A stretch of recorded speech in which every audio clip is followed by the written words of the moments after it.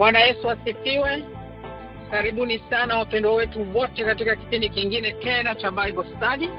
Kama kawaida vipindi vyetu vya Bible Study vinakuwa hewani kila Alhamisi na vinaletwa kwako kwa hisani ya Umoja Church iliyoko Dallas, Texas.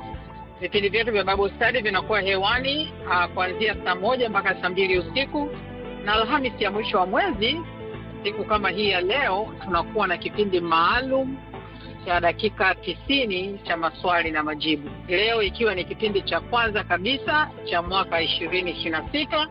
Tunawashukuru wote mliokwisha ingia na wote watakaoendelea kuingia na kuweza kupata nafasi ya kusikia kipindi chetu. Basi bila kupoteza muda, ningeomba nimkaribishe Brother Jerry Mkoni ili aweze kutupa utaratibu wa vipindi vyetu vya maswali na majibu katika Umoja Bible Study ili tuweze kuingia na kujifunza neno la Mungu. Karibuni sana. Karibu Brother Jerry.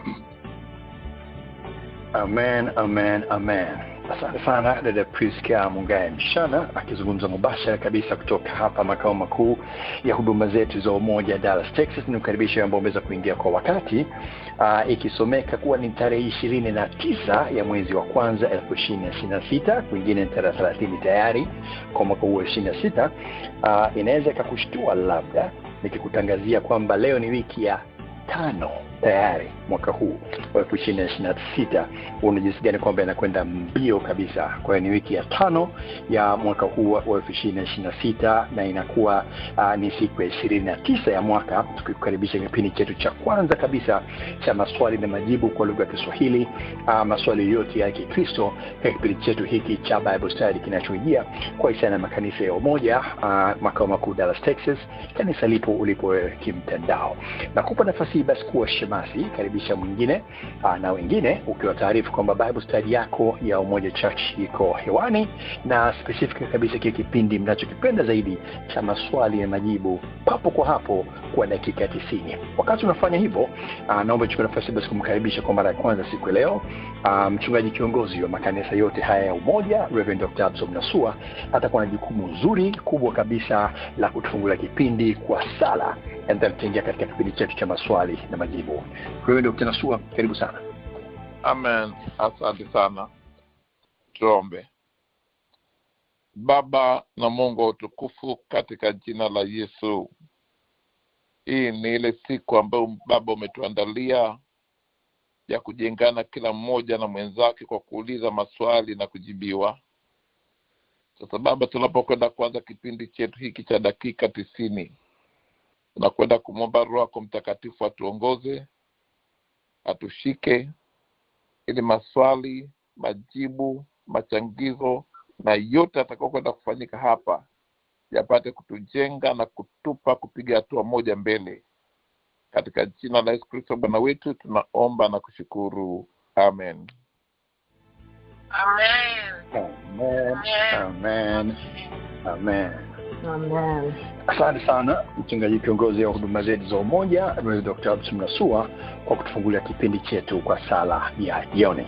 Na tunaingia sasa moja kwa moja, na mmoja wenu atapata rekodi moja kubwa kabisa kipekee ya kuwa mtu wa kwanza kuuliza swali katika kipindi cha kwanza cha maswali na majibu kwa mwaka huu 2026. Kufanya hivyo, unachangamka kubonyeza alama nyota namba 6 kutoka katika mute.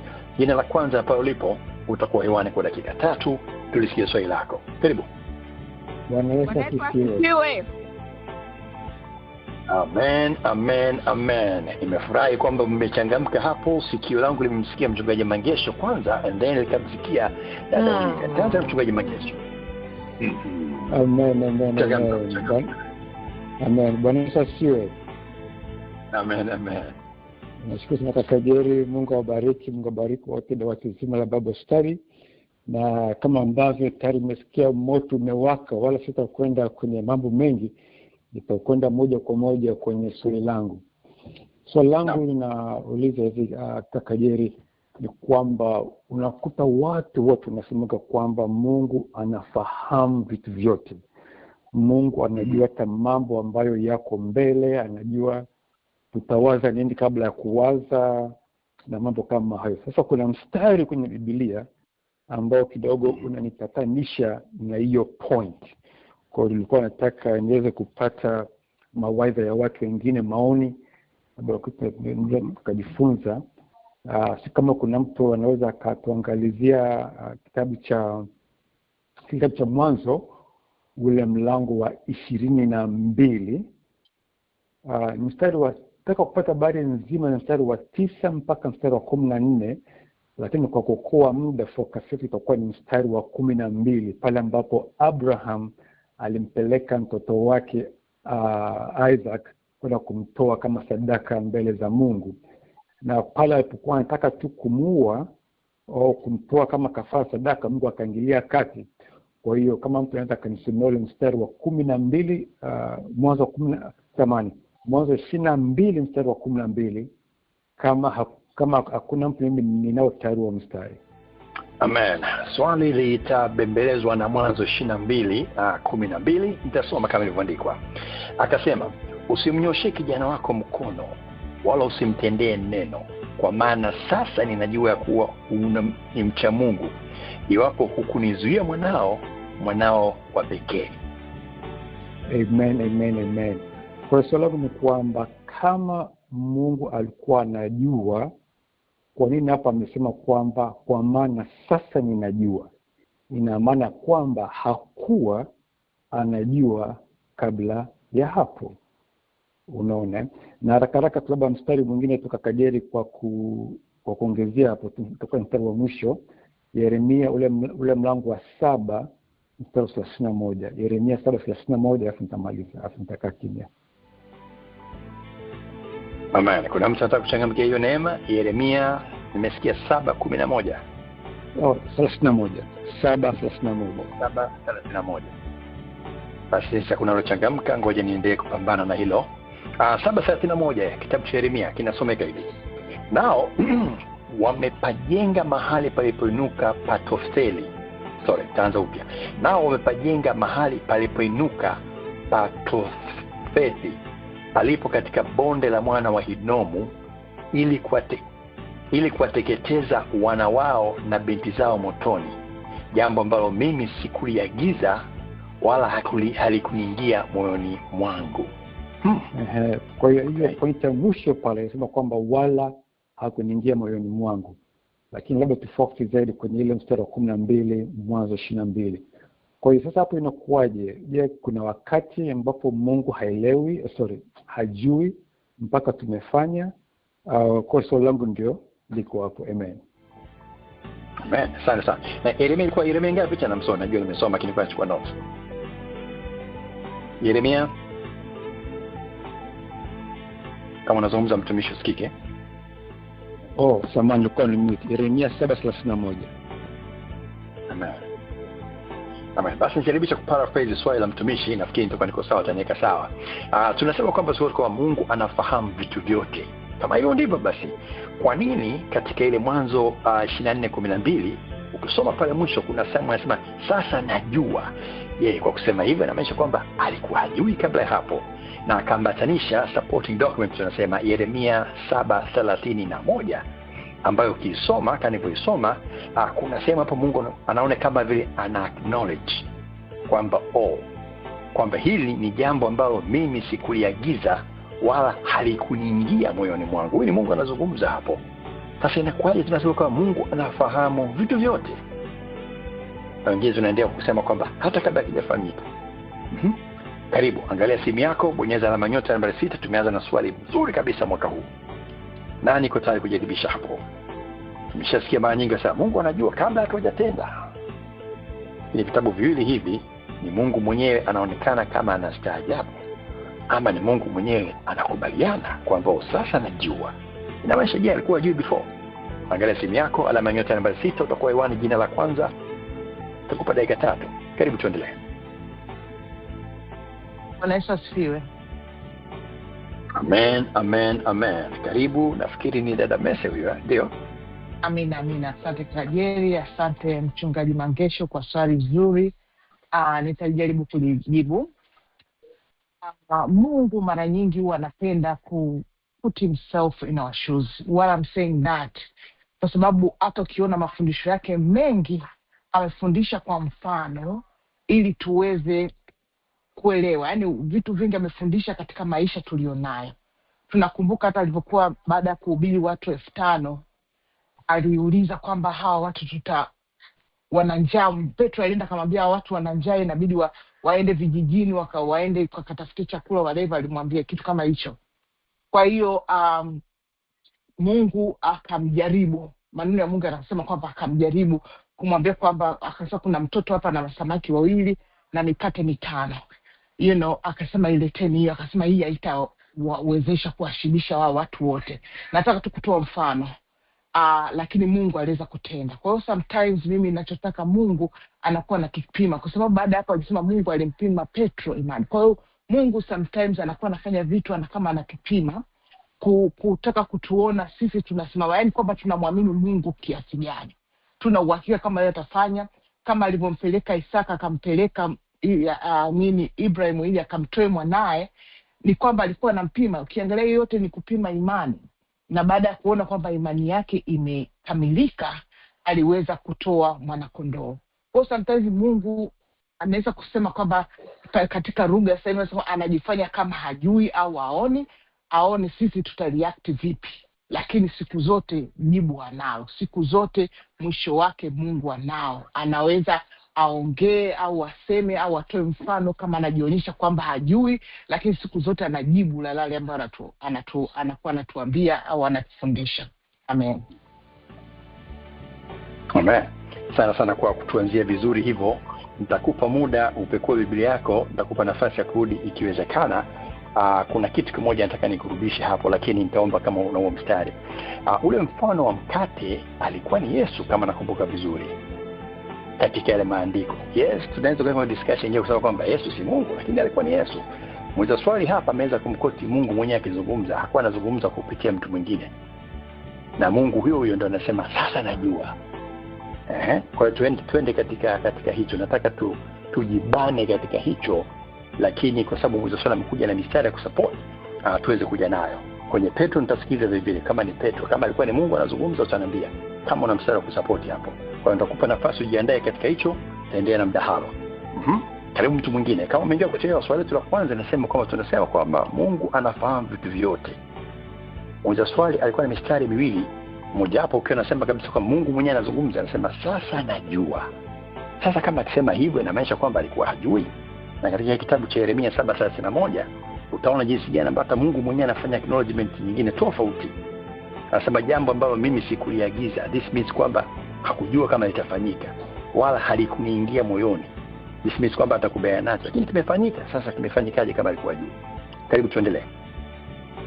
Bwana Yesu asifiwe. Amen. Karibu. Nafikiri ni Bethlehem lady huyo. Amen. Labda nichangie kidogo, sitofautiani sana na aliyepita, lakini ile mimi naona ile gift ambayo Mungu alitupa ya free will. Hiyo ndio navyoona ndio ina apply sana, kwa sababu Mungu ametupa free will. Kwa mfano, mtu ameamua kwenda kumshuti mtu na kumua. Mungu sio kuwa labda hakujua kuwa labda kesho mimi nitatoka nitaenda kumshuti mtu na kumua.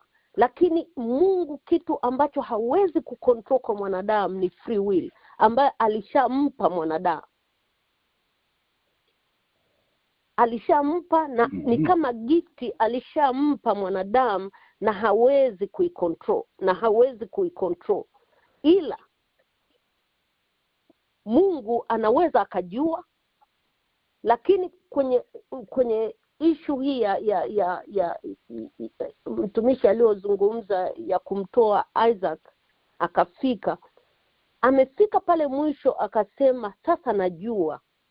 Lakini ni jinsi Mungu alivyompa mwanadamu free will ya kuamua aidha kuendelea kumtii na kumwamini na kufanya yale Mungu anayoyataka au kugeuka. Tukiangalia kwenye ile ya Kaini alivyomuua ndugu yake, Mungu kabla hajamuua, Mungu alimwambia dhambi iko mlangoni, huna budi kuishinda. dhambi iko mlangoni, huna budi kuishinda kabla hajaua. Kwa hiyo Kaini alikuwa na free will either ya kuacha au ya kwenda kuua. Lakini ile free will Mungu aliyompa, ile gift Mungu aliyempa, akaitumia vibaya na akaenda kuua. Lakini usoma yale maandiko unaona kabisa Mungu aliona kuna kitu kibaya kiko ndani ya Kaini, na akaongea naye na akamwambia dhambi iko mlangoni, huna budi kuishinda. Lakini aliamua kwenda kuua. Sometimes tunasema kwa nini Mungu asingemzuia? Ni kwa sababu gani? Free will Mungu alishampa mwanadamu. Ninaweza nikaamua kufanya mambo mazuri na nikaamua kufanya mambo mabaya. Na sometimes utasema kwa nini Mungu asinizuie nisiibe, asinizuie nisiue, asinizuie? Kwa sababu Mungu ana control kila kitu hapa duniani. Ana uwezo wa kufanya kila kitu, ana uwezo wa kuua, ana uwezo wa kuhuisha, ana uwezo wa kufanya kitu chochote. Ana uwezo wa kuokoa na ana uwezo wa kuangamiza. Kwa nini? Lakini ni ile gift alishampa mwanadamu ya free will ambayo hawezi akaiondoa tena. Nikiamua kuishi maisha ya kumpendeza Mungu, ya kutembea na Mungu, Roho Mungu ataniongoza kufanya vile vitu vizuri. Lakini nikigeuka, nikiamua kufanya vitu ambavyo havimpendezi Mungu, ni ile free will ambayo Mungu amenipa, uamuzi ambao Mungu amenipa. Ndio maana hata sehemu nyingine anasema na kushauri uchague uzima, sio mauti. Njia ziko mbili, na kuchagua labda nikiingia hapo kidogo mtumishi, katika discussion yako it sounds to me kwamba unakubaliana na kitu tofauti. Unakubaliana kwamba Mungu anajua, kwa hiyo anakupa free will kwamba bwana wewe fanya, lakini ukifanya hautanishangaza, hicho kitu nakijua. Mfano Kaini unasema alijua kabisa kwamba wawili watakuja kuchinjana, alijua, right? Sasa hicho kitu tunakifahamu. Mweza swali anatatizwa na sehemu moja tu, anasema kwamba tunakubali kwa Mungu anajua, lakini inakuaje hapa Mungu anaonekana hajui? Katika ile andiko tulisoma ameshangaa kwamba wao, nashangaa umefanya hicho kitu. Wewe kama unajua huwezi kushangaa. Unaweza kuwa disappointed kwa umedisappoint umefanya hicho kitu, lakini utoshangaa. Lakini pale ndo sawa kabisa, ni kuwa jaribu lililokuwa mbele ya Ibrahim, mwishoni Mungu anasema ninajua kweli unanipenda, kwa sababu ameamua aliamua kufanya kumtoa mtoto wake. Lakini niseme sio kuwa Mungu haelewi vile vitu, ile jinsi imani ya Ibrahim ilivyokuwa. Mungu at the end of the day ndio ali realize kuwa kweli Ibrahim ananipenda kweli, sio kuwa, kwa sababu alishampa Ibrahim ile free will either kumtoa mtoto wake au ya kutokumtoa. Lakini hata kama ni mimi ninapompa mtoto wangu, atakapotenda kile kitu ndo nitajua kweli huyu mtoto moyo wake umenielekea mimi, na anakiri kweli moyo wake nimeuona moyo wake. Lakini mwingine labda angefika pale njiani aseme no, sitamtoa mtoto wangu. Mimi naona kitu kikubwa ni kuwa Mungu alishatupa ile gift ya free will. Amen. Na tunaweza, ingawaje anaweza akajua kuwa na atakapofanya ndio unaweza ukasema kweli nimejua mtoto wangu ananipenda au Ibrahimu unanipenda. Lakini maybe unaweza ukasema alikuwa anajua kwa sababu alishamwahidi kuwa taifa kubwa, alikuwa anajua. Lakini kitu kikubwa ninachoona ni kuwa ile gift ambayo mwanadamu amepewa angeweza kukataa au angeweza kukubali. Amen. Amen. Asante sana. Haya, tumeanza vizuri kabisa. Kabisa hapa kuna mtu mwingine watatu kabla sijarudi kumuuliza swali. Kumbuka swali tunalokuwa nalo ni ile kauli ambayo tunasema Mungu anajua kila kitu, kila mtu anafahamu hicho kitu tunasema. Lakini muuliza swali anaweza kupekua katika Biblia, akutana na mistari japo miwili ambayo inaonyesha Mungu mwenyewe anastaajabu kitu kimefanyika. Na ameweza kuquote Mwanzo 22:12, lakini akasema ukitaka kunajua vizuri aanza na Mwanzo 22:9 mpaka 14, lakini vile vile Yeremia 7:31. Na hakika wengi wamepata nafasi ya kusoma huku mnasikiza mdahalo. Karibu. Nani mwenye kitu cha kuchangia hapo?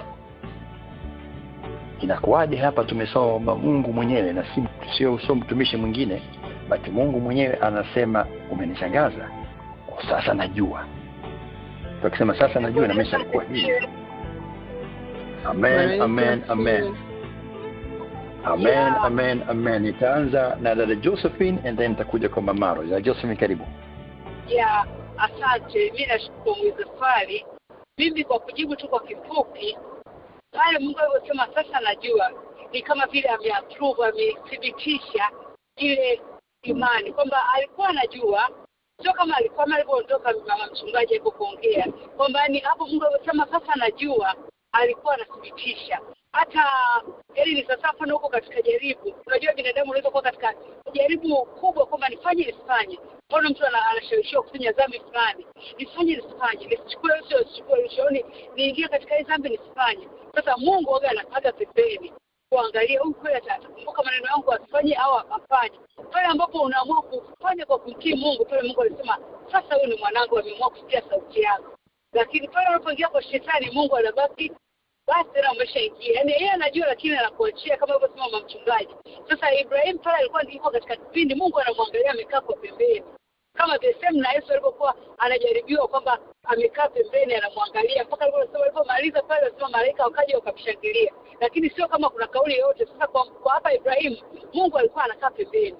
Kwa alipomaliza Mungu kama anasema sasa I approve kwamba kweli wewe unanitii. Lakini alikuwa anajua kwamba mwili yake iko katikati, lakini Mungu kama vile kuthibitisha, kwa sababu alijua tangu mwanzo. Ndio maana hata kamwambia ondoka kwa ndugu zako, ondoka. Alikuwa anajua kweli anampenda, anamwamini, lakini ile ndani kama vile aka-approve.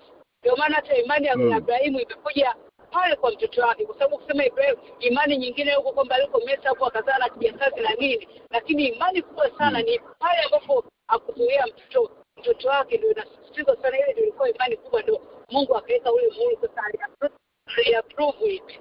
Asante. Amen. Asante sana Joseph kutoka pale Houston. Wakati namkaribisha na Mama Maro, ngoja nirudi kwa Yeremia 7:31 wakati namkaribisha.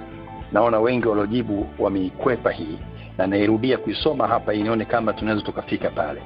7:31 Yeremia, wakati Mama Maro anajiandaa. Nao wamepajenga mahali palipoinuka patofethi, palipo katika bonde la mwana wa Inomu. Ili kufanya nini? Ili kuwateketeza wana wao na binti zao motoni. Mungu anasemaje katika hilo? Jambo ambalo mimi sikuliagiza wala halikuingia moyoni mwangu. Kauli kama hiyo inaonyesha kama Mungu alikuwa anafahamu kwamba hicho kitatokea. Mama Maro, karibu. Anafahamu kwamba kinatokea, lakini anasema mimi sikuliagiza. Anyway, tukianza wala halikuingia moyoni mwangu. Hello? Endelea. Bwana Yesu asifiwe. Amen, amen. Ni kweli kwamba Mungu huwa anajua na anaona. Hili swali limenipa changamoto kujibu, sababu hata juzi nilikuwa nauliza swali linalofanana na hili. Mtumishi wa Mungu, kama ungekuwa unajua kwamba ukiangalia kwenye Biblia unamkuta Mungu wakati Sulemani anamaliza uongozi wake, mtoto wake alimpa kabila 2, lakini akampa yule mjakazi aliyekuwa naye kabila 10, Yeroboamu. Hakujua kwamba Yeroboamu atakapochukua ataenda kujenga madhabahu za Baali, alafu waanze kuleta shida, matatizo yaliyotokea mpaka kizazi na kizazi. Ukiangalia ndio utakutana mpaka na hizo madhabahu za mahali pa juu, especially kwenye kitabu cha Yeremia, zilitokana na chanzo hicho. Anyway, huwa nilikuwa nawaza kama alivyokuwa nawaza mtumishi. Lakini nikianza na hapa mwanzo, hii Mwanzo 22, kwamba anasema kwamba usimnyoshee kijana wako wala usimtende. Anasema hukunizuilia mwanao wa pekee. Mimi hapa huwa napaangalia kwenye mtazamo kama 2-3 hivi. Anasema sasa najua unanicha. Mungu alimjua Ibrahim tangia anamtenga katika Uru ya Kaldea huko, kwamba huyu najua hapa nitajenga taifa lake. Alijua kwa sababu alijua huu moyo hata nikiufanyaje lazima utanyoka. Lakini alikuwa bado anaendelea kumtegemeza na kuona kwamba aangalie kwamba ataweza kubeba yale ya kwake.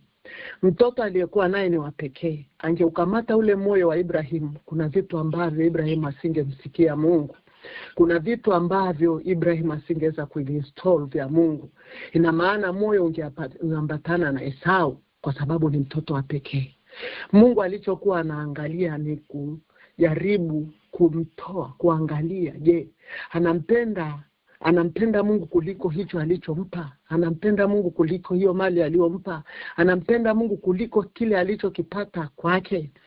Anajaribu kutoa ili ule moyo usiambatane na mtoto, uambatane na yeye Mungu aweze kuinstall. Kumbuka Ibrahimu amekuwa ni baba wa watu wengi, kwa hiyo lazima angeweka msingi vizuri na kuweka angalizo hilo. Sasa anaenda kufanya hivyo, anasema sasa ninajua. Na maana hadi kama alikuwa anaweka confirmation, alikuwa anatoa ule moyo usiambatane na Esau, uambatane na Mungu. Kwa sababu wakati anaenda mpaka kutoa ile sadaka, nimesemea zaidi, anaanza kunyanyua kuweka hivi kutaka kuchinja. Alijua kabisa ndani yake moyo wa Ibrahim hauambatani na Esau, unaambatana na Mungu aliyempa agizo akati. Hauambatani na Esau. Ndicho alichokuwa anavizia Mungu, ndicho alikuwa anatafuta ili aweke package zake. Kwa hapo ningeweza nikasema kwa hilo. Na sio kwamba hakujua kwamba Ibrahim kwamba anamcha, alijua, lakini alijaribu kutaka kuona kwamba huo moyo uambatane na Mungu, usije ukaambatana na vitu alivyompa aweze kujenga taifa lile alokuwa anajenga pale. Ndio kitu ambacho nimepata cha kuchangia. Amen. Asante sana. Asante sana Maro na wengine wote ambao walichangia katika swali hili. Nimepata majibu kadhaa hapo. Naomba ni rudi sasa kwa muuliza swali. Labda inawezekana iko Oklahoma kwa siku ya leo. Swali zito hili. Sibaji Mangesho, vipi, tumekusogeza ama bado kidogo Nashukuru sana kaka Jerry. Nashukuru sana. Actually niko Alabama. Actually nilikuwa nirudi leo, lakini leo imenizia. Kwa kweli naona kama swali langu limejibiwa, lakini not all the way. Labda tuniseme hivi, kama Mungu angelikuwa anajua, then asingeleta ile jaribu. Kwa nini alileta ile jaribu kama anajua tayari? Nakubaliana kidogo na point ya dada yangu, ni pacha wangu, pacha mwenzangu toka Houston. Yes, toka kidogo ni kwamba Mungu ametupa free will. Unaona, Mungu ametuambia kwamba nimeweka kati yenu uzima na mauti, kwa hiyo chagueni uzima. Kwa mimi ninavyoona kwa upande wangu, na again niko tayari kurekebishwa, ni kwamba wakati mwingine Mungu anatupa sisi maamuzi na tunaweza tukachagua kibaya au kizuri. Unaona, sasa pale mama Mara alipokuwa anajibu kwa sababu kuchukua notes hapa, kuna point ambayo alisema kwamba na mkuu anasema kwamba Mungu kwamba alikuwa anajaribu kuangalia kama mtoto alikuwa katika moyo wa Ibrahim. Kwa hiyo kama alikuwa anajaribu kuangalia, then inamaanisha kwamba Mungu alikuwa ni kama Mungu alikuwa anatafuta kuona. Unaona? Kwa hiyo kama angelikuwa anajua, then kusingekuwa na haja ya jaribu, kwa sababu tayari anajua. Kwa sababu kuangalia hapa sema kwa maana sasa ninajua. Mimi siwezi kusema kwamba kwa maana sasa ninajua kama sikuwa nafahamu kwanza tayari unajua. Yes. Kwa hiyo bado kidogo, yani kwa upande wangu ninakita katika ule upande ambapo Mungu, kwa upande wangu mimi, kwamba sidhani kama Mungu alikuwa anajua, au kama sema hivi, labda Mungu alikuwa anajua, lakini alikuwa anataka kuhakikisha kama anachokijua ni kweli kwa kuleta hilo jaribu. Kwa maana kwamba Mungu ametupa free will, ametupa ile hali ya kuchagua. Unaona? Kwa kama Mungu labda sema hivi, kama Mungu anajua kila kitu, kwa nini basi tumuombe atende kitu kama atafanya au anajua? Wakati mwingine inabidi tumwalike Mungu katika nani zetu, kwa sababu Mungu ili aweze kuwa sehemu ya kama Mungu anajua kwamba mimi nitakwenda kupona, kwa mfano napokwenda kumuomba, hiyo inaweza ikafanya hata mtu asiombe kwamba ataniponya, hataniponya, ni maamuzi yake. Unaona? Kwa hiyo kwa upande wangu mimi, kuna vitu vingine Mungu anatuachilia, anatupima kama nilivyosema, kwa sababu hajui, ili anataka kujua tuko wapi. Tena kuanzia hapo ndio Mungu anajua kwamba nimempa jaribu, ameshindwa, ngoja basi nimrekebishe, tena itakuwaje. Amen. Amen. Sana kwa changizo lako hilo. Yes, kuna baadhi ya maswali ambayo yanastahili watu kuna vichwa zaidi katika dakika za mwanzo sasa siwemalize. Kwa hiyo nauhakika kwamba kuna mtu anakuna kichwa, kuna mstari utakuja ambao utatupiga nyundo inaambatanishwa na mistari jinsi gani ambavyo inawezekana kwa fahamu ama for sure alikuwa anafahamu. Amen. Sana katika hilo. Lile lingine unasema kuhusu kwa nini tunaomba, nafikiri hilo ni kopo lingine tofauti, sitalifungua kwa sababu itatuondoa katika hili swali jinsi lilivyo. But asante sana na wote ambao tumeweza kuchangia swali la kwanza kwa mwaka huu. Ilikuwa ni swali stahili kabisa lenye nguvu. Karibu tuingie swali la pili kwa mwaka huu.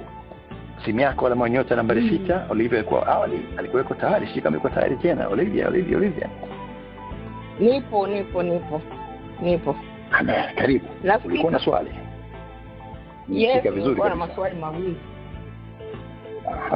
Nina maswali mawili ambayo yanatokana na mafundisho ambayo tulifundishwa, masomo mawili ambayo tulifundishwa hapa. Swali langu la kwanza litatokana na mafundisho tuliyofundishwa, ilikuwa ni Novemba 20 ambayo tulikuwa tunafundishwa kuhusu kanuni 5 za toba ya urejesho. Nakumbuka niliuliza swali kwamba je, unaweza kutubu kwa ajili ya mtu na akaokoka na akaenda mbinguni? Kama unakumbuka. Mtumishi alitoa maelezo yake pamoja na michango ya watu wengine, lakini aliconclude kwamba inawezekana. Na nakumbuka uliniuliza kama nimeelewa, lakini muda ulikuwa umeshakwisha. Nikasema kwamba kwa kiasi, lakini tutakutana. Ilikuwa inafuata wiki ambayo ilikuwa ni ya kipindi kingekuwa cha maswali na majibu, lakini kwa bahati mbaya kumbe ilikuwa inakuja Thanksgiving, alafu mwezi uliofuata ikawa ni Christmas. Kwa hiyo sasa leo ndio siku yenyewe. Sasa kulingana na jibu hilo ambalo kwamba mtu unaweza ukatubu kwa ajili ya mtu mwingine na akaenda mbinguni, mimi nilibaki na maswali ambayo nilikuwa najiuliza kichwani, ambayo kwa kweli sikupata jibu, mtanisaidia. Nilikuwa nawaza nikasema, je, sasa kama mtu mwingine, unaweza ukatubu kwa ajili ya mtu mwingine na akaenda ukatubu akaokolewa na mbinguni akaenda. Je, wao watu wengine si watakuwa na relax akijua kwamba mimi labda mke wangu ataniombea, atatubu kwa ajili yangu, au mume wangu atatubu kwa ajili yangu, au watoto wangu waliookoka watatubu kwa ajili yangu? Unaona? Lakini yeye mwenyewe asiweze asiweze kutubu. Na wakati mwingine utakuta huyo mtu labda kwanza hata amini katika hizo habari za toba na wokovu. Unaona? Kwa hiyo sasa hiyo kidogo iliniacha nikawa ukinisaidia kusoma katika kitabu cha John 3 mstari wa 16 ambao wengi wote tunaufahamu. Naomba unisaidie kakajeri kusoma Yohana 3:16. Okay, nifungua haraka hapa. Umemwita Yohana 3:16. Yes? Yes. Amen. Tusoma kama ilivyoandikwa. Kwa maana jinsi hii Mungu alipenda ulimwengu hata akamtoa mwanawe pekee ili kila mtu amwaminie asipotee bali awe na uzima wa milele. Okay, sasa mimi ninaangalia hapo kwenye kila. Hakujasema kwenye kwa grupu kwamba tutaona, amesema kila muaminie, unaona. Sasa hapo kidogo naomba mnisaidie kwamba inawezekana vipi? Basi watu wengine wasingekuwa na umuhimu wa kutubu, au wasingekuwa na umuhimu wa kuokoka, wasingekuwa na umuhimu wa kuamini. Naomba mtanisaidia katika hilo. Swali langu la pili linatokana na mafundisho ambayo tumefundishwa, I think ni last week, na mtumishi wa Mungu kuhusu nani habari za Roho Mtakatifu. Okay. Alisoma mstari lakini akusimama hapo, alikuwa anasoma katika kudhibitisha mafundisho ambayo alikuwa anatufundisha. Naomba unisaidie kusoma Act 19:6 au Matendo ya Mitume 19:6. Matendo ngapi? I'm sorry. 19. Mstari wa 6. Amen. Matendo 19:6 inasomeka. Na Paulo alipokwisha kuweka mikono yake juu yao, Roho Mtakatifu akaja juu yao, wakaanza kunena kwa lugha na kutabiri. Amen. Amen. Amen. Nakumbuka tumepata bahati sana katika hii madhabahu, tumefundishwa na watumishi mbalimbali kuhusu habari za Roho Mtakatifu. Ilikuja kipindi ambacho tulikuwa tunachangia. Katika kuchangia, nafikiri kama ni kipindi cha maswali au ilikuwa ni kama cha leo au wakati ule tunafundishwa na watumishi, ilikuja swali ambalo lilikuwa linauliza kwamba je, mtu anaweza akapokea, yani mtu anapokeaje Roho Mtakatifu? Changizo zilikuwa ni nyingi. Wengine walisema kwamba mtu unampokea wewe mwenyewe Roho Mtakatifu kama vile wale walivyompokea wale wanafunzi, ambaye alishuka kama ndimi akashuka kwa mtu binafsi, yani unampokea mtu binafsi. Wengine wakawa nasema, wengine atakwambia labda sema asante mpaka unapokea Roho Mtakatifu. Mwingine, yani kila mtu alikuwa na changizo lake. Lakini sasa nilipofika katika mstari mtumishi alivyokuwa anafundisha last week, tunaona kwamba Paul aliwawekea mikono na wakapokea Roho Mtakatifu, wakanena kwa lugha. Unaona, kwa hiyo pia na hiyo imenipa tena challenge nyingine. Kumbe watumishi wa Mungu wanaweza wakatumia njia nyingine katika kukuwezesha wewe kumpokea Roho Mtakatifu. Je, hiyo imekaaje? Tunakubaliana katika hilo kulingana na huu mstari kwamba aliwawekea mikono wakampokea Roho Mtakatifu wakanena kwa lugha? Ndio hayo, mtumishi wa Mungu. Amen. Asante sana. Labda nibaki la mwisho haraka. Swali hapa ni lipi katika Roho Mtakatifu? Je, inawezekana kutumia njia nyingine kwa mtu kuokoka? Labda unamaanisha hivyo? Nataka urephrase swali tu. Yes. Natamani urephrase swali kama elezo tena. Swali ni je, inawezekana kutumia njia nyingine mtu kuokoka? Yeah, okay. Kwa hiyo kumbe mtumishi anaweza kumwombea mtu mwingine kama Paul alivyowekea mikono akapokea. Kumbe inawezekana, yani mtumishi akamwombea mtu akampokea Roho Mtakatifu kama huyo alivyofanya kuwawekea mikono na wenyewe wakapokea Roho Mtakatifu. Je, inawezekana? Kwa hilo tunakubaliana katika hilo, kwa sababu tulivyomaliza last time ilikuwa ni kwamba hapana, kila mtu atapokea Roho Mtakatifu binafsi. Amen. Naomba kusahihishwa kama kuna nani labda nilikoti vibaya, naomba kusahihishwa. Katika swali la kwanza nafikiri umeeleweka zaidi, tutaanza na hilo and then tutakuja kwa ile la pili. Naam, of course amezungumza kwa muda, lakini swali lake la kwanza lilikuwa ni kwenye kanuni za urejesho, akilifaa kipindi hicho kilifanyika mwaka jana Oktoba 25.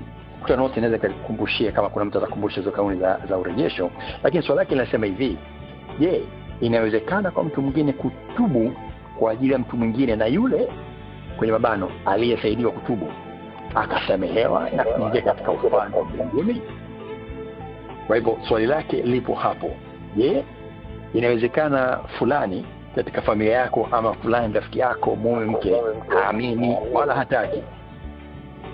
Okay. Kuna mtu utasikia line yako nimekubute hapo kwa sababu kuna echo inakuja. Haya. Bwana Yesu asifiwe. Wewe. Amen. Okay, bibi Favia iko tayari kwa jibu hilo. Inawezekana ukatubu kwa niaba mtu mwingine na huyo mtu akaingia mbinguni. Amina. Mungu akubariki kwa ukaribisho huo, na Mungu ambariki mtumishi wa Mungu ndugu yangu Olivia kwa swali. Hili swali nakumbuka tulishalijibu. Tena aliuliza. Amesema kuridhika. Amesema kuridhika sasa. Mimi moja kwa moja jibu langu hawezi kwenda mbinguni. Nitasoma mstari hapa na ni Marko 16. Marko 16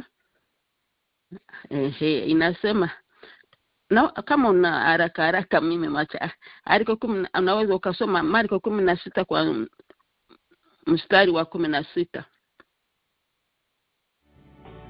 Okay, amesema Marko 16. Okay, nitasoma kama ilivyoandikwa. Aaminie na kubatizwa ataokoka. Asiamini atahukumiwa. Amen. Ndiyo, asiyeamini hatahukumiwa. Itakuwaje mtu aende mbinguni bila kuamini? Hawezi. Basi mbona watoto wetu wote wangekwenda mbinguni? Hakuna, hilo nakataa kabisa kwa jina la Yesu. Hatuwezi tukaomba toba kwa ajili ya watu wengine tuwaende mbinguni. Hilo halipo, na Mungu awabariki. Amen. Asante sana. Bibi Favia amekuja hapo straight to the point, amesema kama huamini hakuna atakayekuombea eti ufike mbinguni.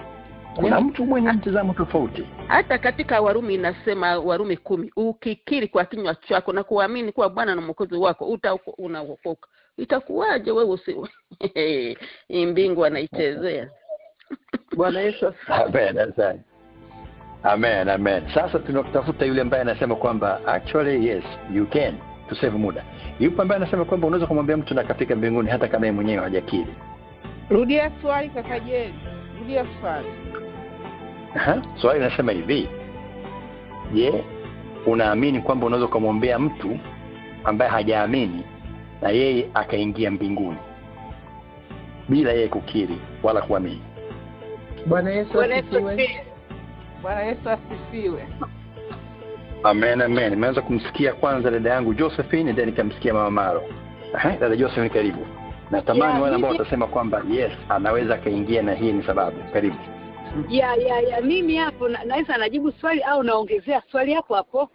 Mimi nakubaliana na Bibi Favia, lakini pia naongezea swali kwamba kama haiwezekani, yani napigana naye kidogo, kama haiwezekani, kwa nini sasa mara nyingi, hiyo pia ni swali kama ongeza, wakati watu wanadiscuss, naomba pia wadiscuss hiyo. Kwa nini tukiwa tunasali unakuta sasa nyingine naomba toba kwa ajili ya nchi, naomba toba kwa ajili ya watoto wangu, naomba toba si kwa ajili ya kanisa, naomba toba. Sasa kwa nini mnaombea toba hao wengine? Je, inawezekana kuwaombea toba watu wengine? Pia naongezea swali. Na kama inawezekana kuombea toba wengine, labda ibaki na wewe hapo. Kidogo. Swali sio kumwombea mtu. Swali ni kuingia mbinguni. Je, unaweza kumwombea mtu aingie mbinguni? Kuombea amani Tanzania na kadhalika, hiyo ni kitu tofauti, hiyo ni sala. Muulize swali yuko kwenye kwenda mbinguni. Okay, sawa kwenda mbinguni, lakini je, unawezekana pia ukamwombea mtu akasamehewa dhambi zake? Kwa sababu kama hivi unaomba toba mfano kwa ajili ya watoto wangu, naomba toba kwa ajili ya mume wangu. Je, inawezekana pia? Kwa sababu yote ni swala la toba, kusamehewa kwa mtu. Sasa hilo ni swali B ambalo haliendani moja kwa moja na mwiza swali, nitalichukua na tukadiscuss baadaye. Swali ambalo tunatambana sasa hivi ni lile anasema kwamba mtu ana dhambi zake, hajakubali, hajafanya anything. Wewe ndio unakula toba kwa ajili yake ili yeye apenye aingie mbinguni. Yeye sasa amekuja na nyundo kubwa hapa, amepiga chini akasema hapana na akatoa mifano. Asante. Swali lako tumelinukuu. Nafikiri ilikuwa mama Maro, labda nataka kusema kwamba inawezekana hili swala. Je, inawezekana? No, unaweza Bwana Yesu asifiwe. Amen. Kama inawezekana naomba nikubatize hapo. Yaani nilikuwa nataka niongezee hapo hiyo kwa nini nikasema kwamba unaweza ukamwombea neema apate kuokoka. Hilo linawezekana. Unapoomba toba, naomba uombee neema. Unamwombea neema sababu tunaokolewa kwa neema ili akutane na Mungu. Hilo linawezekana. Amen. Asante sana. Tuko vizuri. So far naona amenijibu lile. Unless kama yuko ambaye anataka. Bwana asifiwe. Brother Allen yupo tayari, nimemsikia kwanza ni kwa Sofia. Brother Allen anasemaje? Karibu. Inawezekana kwa sababu wakati wa Musa ilifika katika hatua kama hiyo ya Mungu kutaka kumaliza kizazi kizima. Lakini Musa aliomba na Mungu akaelisha. Yaani ilikuwa katika hatua hiyo kwamba naenda kumaliza hiki kizazi. Yaani Mungu anaenda kukiadhibu kumaliza hiki kizazi. Musa akaomba na Mungu akagairi. Swali ni moja. Sasa swali kakali liko moja. Sio kwenye kwamba inawezekana kumwombea mtu rehema. Swali lipo kwenye kuokoka na kuingia mbinguni. Maana dada Jeli, hiyo ilikuwa sio swala la rehema, hiyo ni swala la kumaliza kizazi. Yaani kama vile tukibeba kile kizazi na kukiingiza motoni, Mungu alikuwa ameshakasirika kwamba hii ndio adhabu, kwamba kizazi hakitakuwepo tena. Lakini Musa akasimamisha ile hukumu ya Mungu. Je, tunachukulia kwamba kwa maana hiyo wale wote ambao Musa aliwaombea wameingia mbinguni? Mbingu at time mbingu ni kutoondolewa kabisa. Kwa hiyo na hiyo pia inawezekana, inategemea ni maombi ya namna gani. Of course kwamba hawezi kujua kwamba hata Musa alivyoomba hakujua kama Mungu atafanya vile alivyofanya, alivyogairi. Kwa hiyo kuna uwezekano kwamba watu labda Mungu anawategemea kuwasikiliza, wanaweza wakaomba Mungu akachange. Amen. Amen. Na nitakukaribisha tena baada ya Sofia, sababu utapata muda wa kufungua Biblia. Swali hapa sio kumwombea mtu adhabu isimfike, ambapo nafikiri dada Josephine alikuwa ameanza pale, tukaikana sawa, nitarudi kwako pia. Mungu alitaka kuangamiza, Yesu kama alitaka kuangamiza wanaenda jehanamu obviously, lakini alisitisha kuangamiza ile. Kwa hivyo wakabaki hapa kwanza duniani, hakuangamiza, wakabaki wanatembea. Muuliza swali anataka kujua suala la kuingia mbinguni. Je, unaweza ukatubu kwa niaba ya mtu? Sio unaweza ukasali watu wakapona, ama ukasali nchi isiuliwe, ama tukaombea amani. Sio swali haliko huko. Yote majibu ni sawa, lakini swali halipo huko. Swali lipo specifically kuokoka kuingia mbinguni. Dada Sofia, karibu, labda unajibu katika hilo. Amen. Mimi jibu langu naweza nikasema ndio, anaweza kaingia kwa sababu amen. Nikatetea hivi hoja yangu mimi ya kwamba kwanza imani ni zaidi ya kukiri. Imani yaani ni zaidi ya kwamba nimemkiri Bwana, yaani ni zaidi ya maneno. Unaweza kumwamini Mungu kwa moyo wako wote. Tuna mfano hai, samani naomba msinimisquote. Tuna mfano hai wa watakatifu kutoka kanisa Katoliki, kutoka Luther, kina Martin Luther na wengine. Martin pengine alikiri. Kwa mfano kanisa la Katoliki, tuna watakatifu ambao watu wanaenda wanaomba na matendo makubwa ya Mungu yanafanyika kwa watu, lakini hamna sehemu ambapo inaonekana walimkiri Yesu. Kwa hiyo inaonekana kabisa imani ni zaidi ya maneno. Imani ni moyo wako, umeamini kitu kile, unakiamini kwa moyo, unakiamini kwa nguvu zako zote ya kwamba hii ni uzima wangu. Ni imani. Kwa hiyo kama utaamini kwa moyo wako wote, kwa akili zako zote na kwa nguvu zako zote, ina maana na Mungu anasema pasipo imani hakuna kumpendeza yeye. Hajasema pasipo kumkiri hakuna kumpendeza yeye. Pasipo imani hakuna kumpendeza Mungu. Kwa hiyo hicho unachokiamini umekiamini kwa nguvu, kwa akili zako zote, hatimaye unaingia mbinguni kwa mtazamo wa mimi.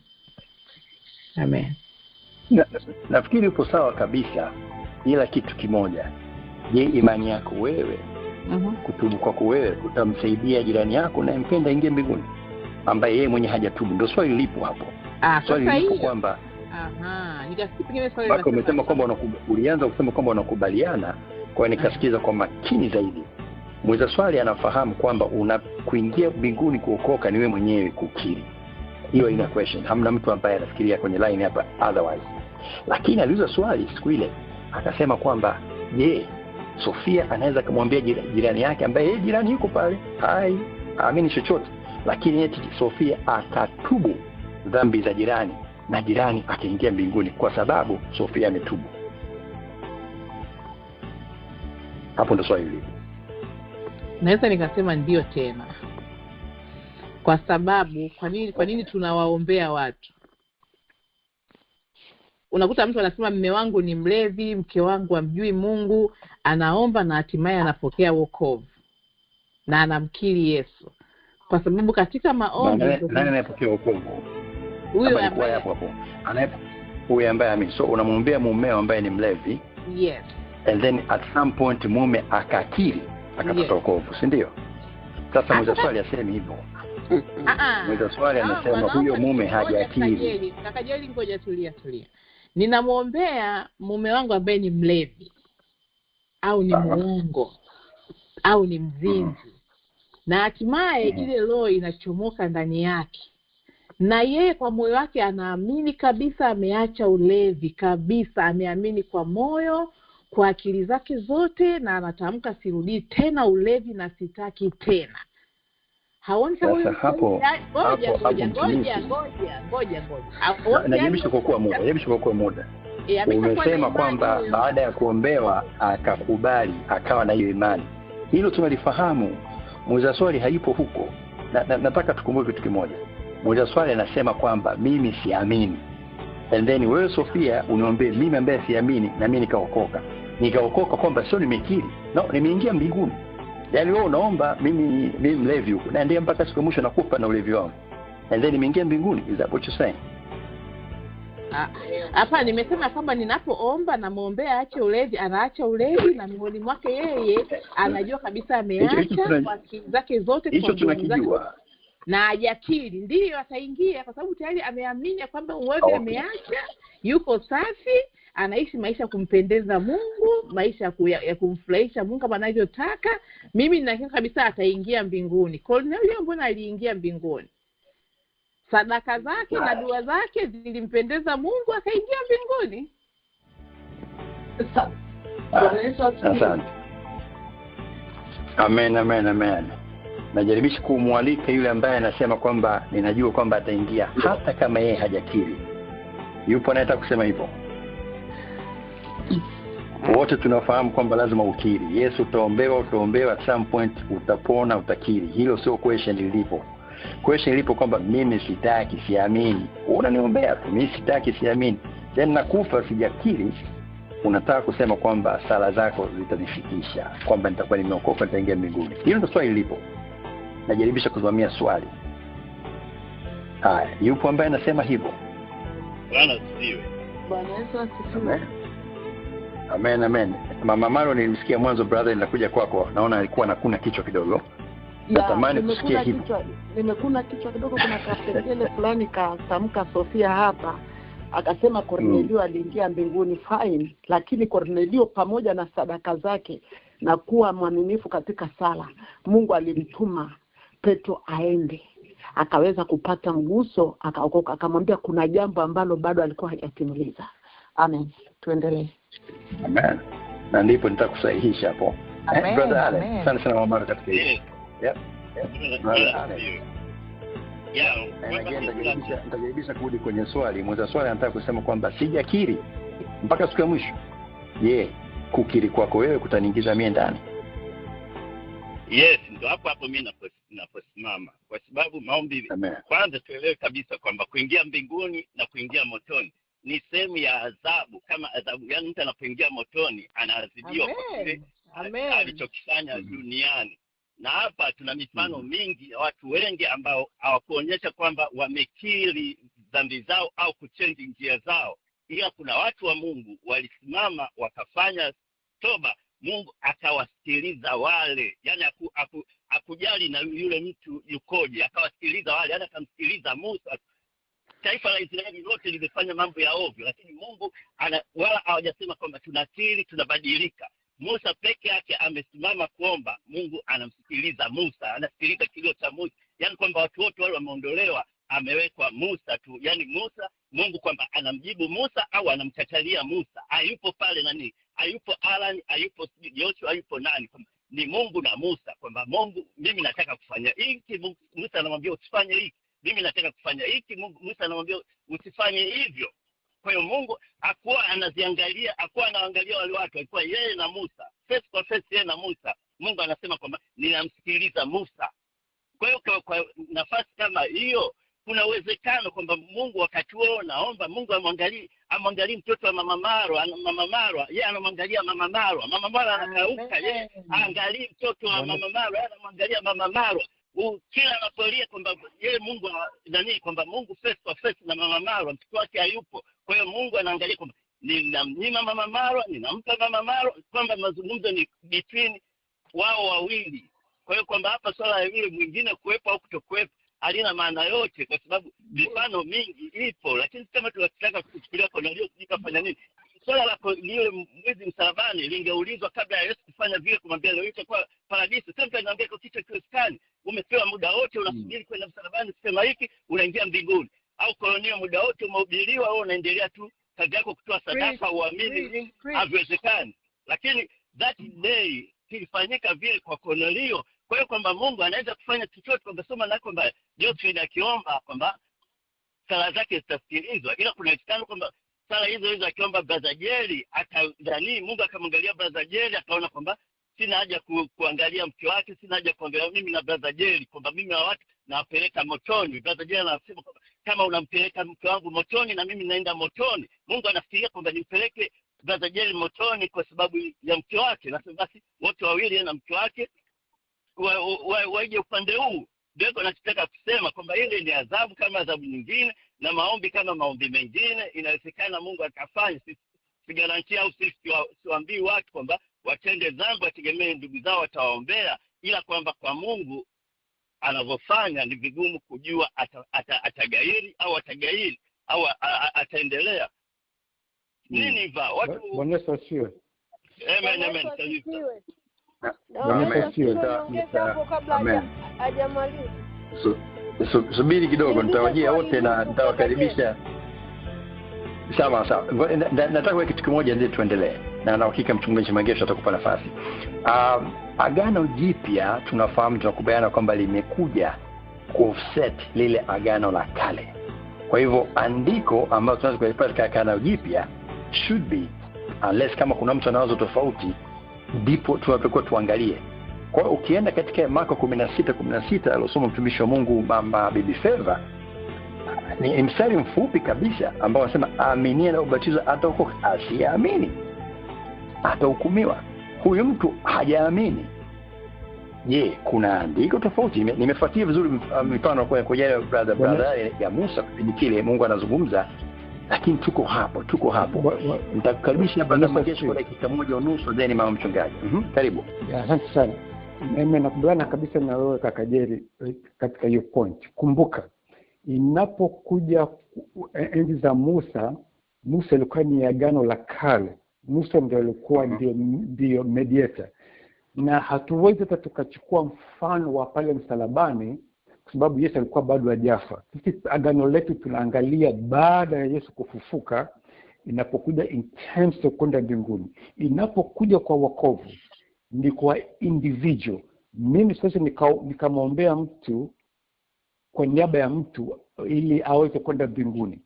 At some point yule mtu lazima asikie neno la Mungu, akiri kwa kinywa chake, ndipo Mungu atamkubali.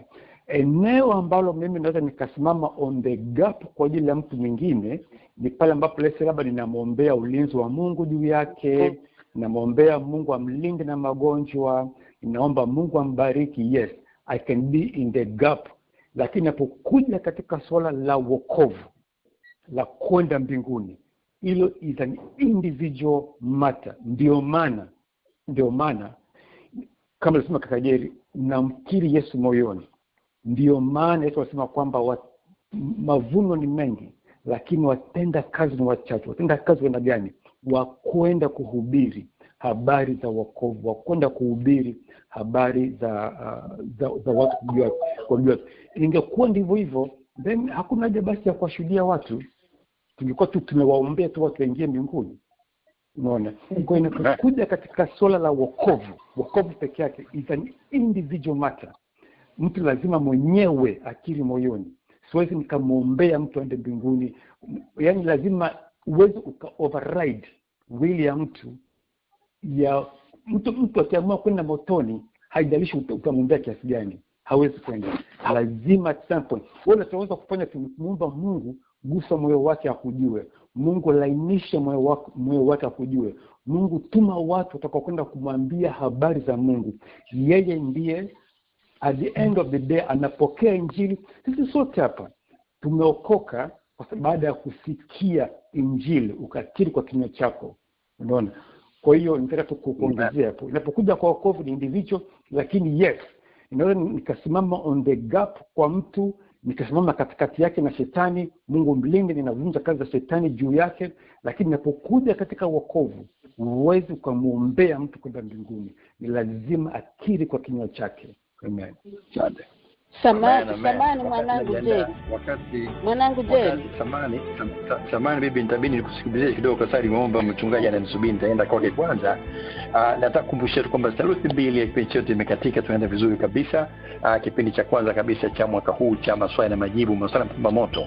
Na kwa sababu tumekwenda kwa kifikwa kiasi, nitarudia ile swali kidogo ili tuhakikishe kwamba tunabaki katika ile swali lilipo pinpoint.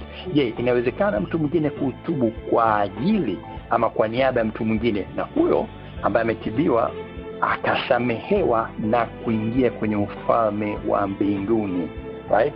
Yeye mwenyewe hajakubali, wewe unamwombea hakubali, and then kaondoka. Je, ataingia mbinguni? Nitaanza kwa mtumishi Minister Esther Nasua, and then tauli kwa Bifeba. Mama Nasua, nashukuru sana kwa uvumilivu, karibu. Amen. Naweza nikasema kwenye kipindi cha Agano la Kale kuna tofauti. Naweza nikauliza kuwa je, watoto wa Ayubu waliingia mbinguni? Kuna nafasi kabisa ya kuomba na kwa ajili, hata kwenye Biblia inasema nikaangalia mtu atakayesimama mahali palipobomoka sikumuona, ili niweze kuponya huo mji au kuponya hilo boma. Kwa hiyo kuna watu walikuwa wanaweza kusimama kuomba kwa ajili ya mji, kwa ajili ya familia, kwa ajili, anaangalia mpaka leo anaangalia ni nani katika familia ya Nasua atakayesimama mahali palipobomoka, ili akiomba nimsikilize ili kuponya boma la Nasua. Hiyo nina imani. Ninaweza nikasimama mahali palipobomoka mimi, nikalia kwa ajili ya watoto wangu, kwa ajili ya mume wangu, kwa ajili ya, na Mungu akawagusa, akawaokoa, wakamjua Mungu, wakaenda mbinguni. Hiyo mimi naamini kwa mtazamo huu. Lakini ninahisi yule aliyekuwa anafundisha sikuwepo, kwa nina imani alikuwa sijui kama ilikuwa inazungumzwa kuwa mtu hawezi kusimama na kuomba kwa ajili ya watoto na wakaenda mbinguni. Kwa sababu ninaweza nikasimama kwa ajili ya watoto wangu, nikamlilia Mungu, na Mungu hata bila kusikia injili, Roho Mtakatifu akaingia ndani yao, akawagaragaza, wakajikuta wanatafuta Biblia wenyewe, wakajikuta wanasoma na wakajikuta wanaenda mbinguni. Lakini ni kwa ajili ya maombi ya mtu aliyepiga magoti. Kwa sababu neno la Mungu linasema nikaangalia miongoni mwao atakayesimama mahali palipobomoka sikumuona. Ukiangalia kwenye Agano la Kale inakuwa wazi kabisa kuwa kwenye Agano Jipya watakiri na kumwamini. Mwingine tu, hata kama nani pale msalabani yule alisema leo utakuwa pamoja na mimi peponi, na huyu mwingine akawa amemkufuru Mungu pale msalabani. Kwa hiyo mimi naamini mtu atakaposimama kwenye nafasi yake na kuomba kwa ajili ya uzao wa tumbo lake na kwa ajili ya familia, akasimama kuomba kwa ajili ya wenye dhambi, Mungu anawagusa mahali popote kwa ajili ya maombi yako. Anayagusa mahali popote. Sisemi kama Biblia inavyosema kama utaenda mbinguni bila kukiri, hiyo sizungumzi. Lakini kwenye Agano Jipya mateolojia watazungumza vizuri.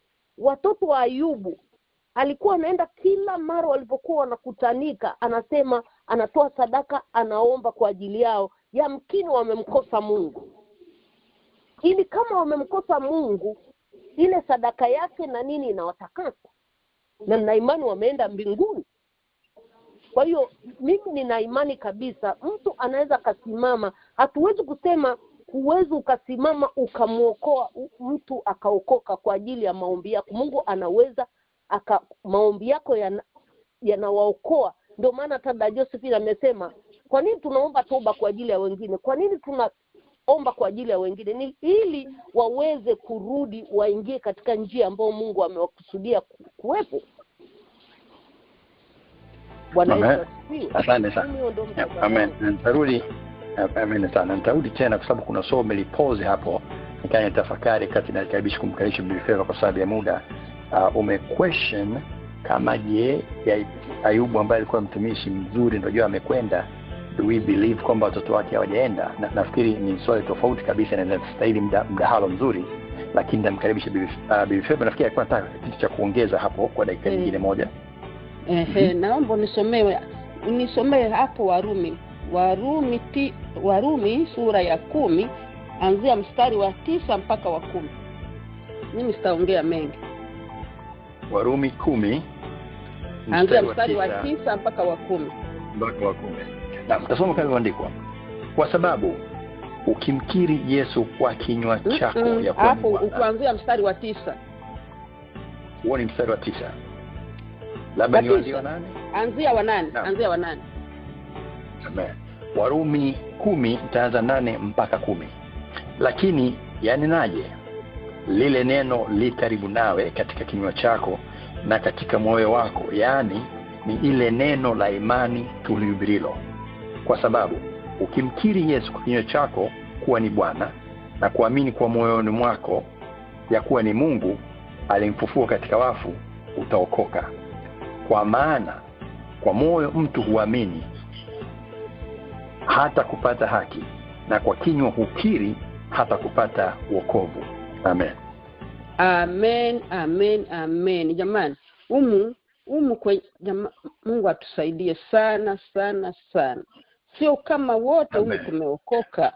Tusije tukapoteza watu wakaangamia, wakasema nitawaombea hawataokoka. Hapana. Mungu atusaidie. Mungu awabariki. Asante sana. Haya, nitakabisha mtu mwingine mwisho kabla ya kumuuliza swali.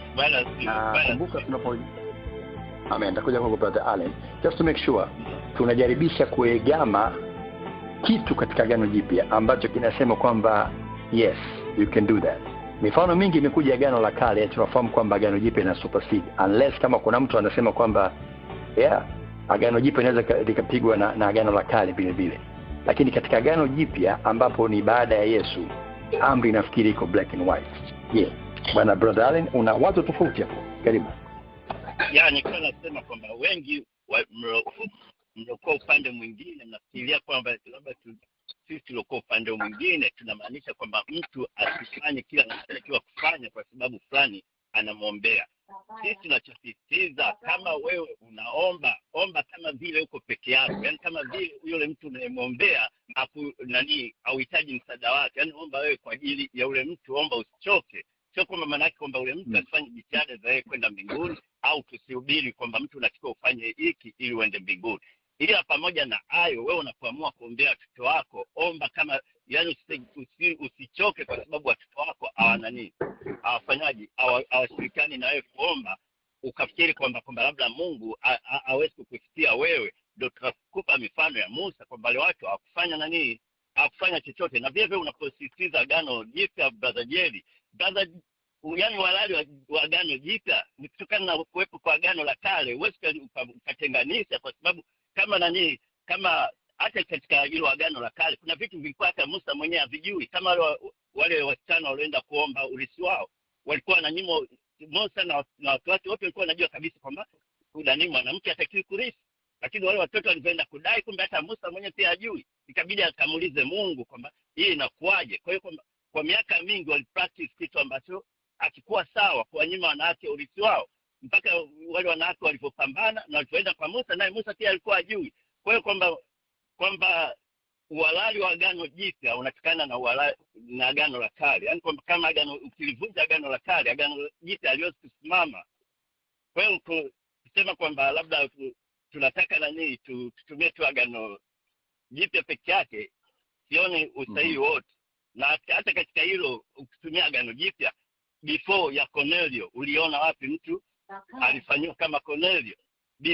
Before ya yule mtu msalabani uliona wapi katika agano jipya kilifanyika kile kitu, kwamba mtu siku moja tu, siku ya kufa kwake, yani kwa maneno machache tu ya siku ya kufa kwake anaenda moja kwa moja mbinguni? Ni vitu ambavyo vilitokea kwamba ambavyo vilikuwa havijulikani before. Kwa hiyo kwamba hivi vitu wanavyosema kwamba siwezi kusema kwamba Brother Jerry ukipiga magoti wewe mtoto wako utamwokoa mtoto wako, sisemi kitu kama hiki, ila kwamba hatujui Mungu atakafanya. Ndio maana nakwambia Brother Jerry, piga magoti kwa ajili ya mtoto wako, piga magoti kwa ajili ya mtoto wako. Sio kwamba Mungu atakusikiliza kwa sababu unani, ila kwamba kuna uwezekano haiko kitu kutokea, kwa sababu kuna watu walifanya hivyo. Na hata hiyo Sodoma, Mungu pamoja na kuiadhibu, bado alikuwa anasema kwamba nikawakuta watano sitaadhibu. Akusema kwamba watu wote waokoke, akasema watano tu mimi na ilisha hii adhabu. Kwa hiyo kwamba ndio hivyo, swala la moto katika agano jipya alijitokeza hivyo. Ndio maana kwamba labda hii mifano inakosekana. Amen. Bwana Yesu asifiwe kaka Jerry. Bwana Yesu asifiwe. Ngoja nirudi hapa na ni refresh haraka. Nafikika vizuri? Amen. Asante sana. Okay. Namkaribisha tena dada Sofia kwa dakika 1.5, then mwingine, then tarudi katika moja swali pale. Amen. Natamani ngine kusikia kwenye ugumu pale. Kwamba unaweza kumwambia mtu akaenda. Amen. Kwanza kabisa tunapaswa kuelewa nini maana ya neno kukiri, na kwa nini Paulo alitumia hilo neno kwenye Warumi kukiri. Kukiri kunaweza kukawa kumtangaza Kristo kwa watu wasiomjua. Kukiri kunaweza kukawa kuhubiri Injili, kusema Yesu ni Bwana. Sio lazima kukiri kwenye kupokea wokovu, moja. Lakini mbili, mimi nimeona kabisa hii tamthilia kwamba lazima mtu akili. Ni sawa ndiyo, lakini inapelekea kumlazimisha mtu akili wokovu, baada ya mwezi mmoja ameacha wokovu, amerudi nyuma.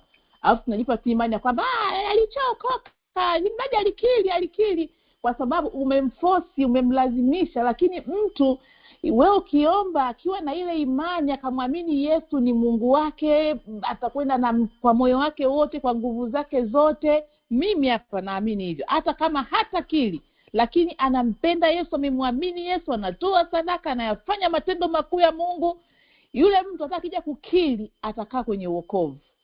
Lakini hii tamthilia hii ya kusema kukiri imetupelekea sana Wakristo kukonvince watu kwa nguvu, wakili, baada ya miezi 2 wamerudi nyuma. Kwa hiyo wokovu mtu anaweza akapokea hata kama hajakiri, sababu kukiri nadhani kusema Yesu ni mwema, Yesu ni mzuri. Tayari wewe umemkiri, nampenda Yesu, kwa matendo makuu ameniponya, amenifungua. Amen. Bwana Yesu asifiwe. Katika hilo ninatamani sasa tuingie katika swali lake la pili pale, na nitakuruhusu mmoja ambaye uko tayari hapo tuanze na hilo, and then tarudi katika yote mbali. Nimetoa muda mrefu hapa nikijaribisha kupata concrete. Nimeona kuna msemo unasema nguvu ya hoja versus ngoja ya nguvu. Nimesha kupata kitu pale. Sijakipata, nitamwacha muda swali. Lakini swali lake la pili nitakuja kwako ambaye uko tayari. Hili kwa Roho Mtakatifu akatumia Matendo 19:6. Umepita muda na zakati tumelisahau. Matendo 19:6 nasema, na Paulo alipokushaweka mikono juu yao, Roho Mtakatifu akaja juu yao, wakaanza kunena kwa lugha na kutabiri. Nikumbuka vizuri dango Olivia? Kama upo alama nyota namba 6. Okay. Na swali hili lilikuwa nataka kusema kwamba je, unaweza kutumia njia nyingine kuokoka bila kukiri? Ndio upokuwa nakwenda huko? No. Yani kuiphrase swali lako kwa ufupi kabisa. Yani huyu hao walipokea Roho Mtakatifu kwa kuwekewa mikono na Paul. Lakini nikasema kuna mjadala ambao tulikuwa hapa kwenye maswali na majibu hapa.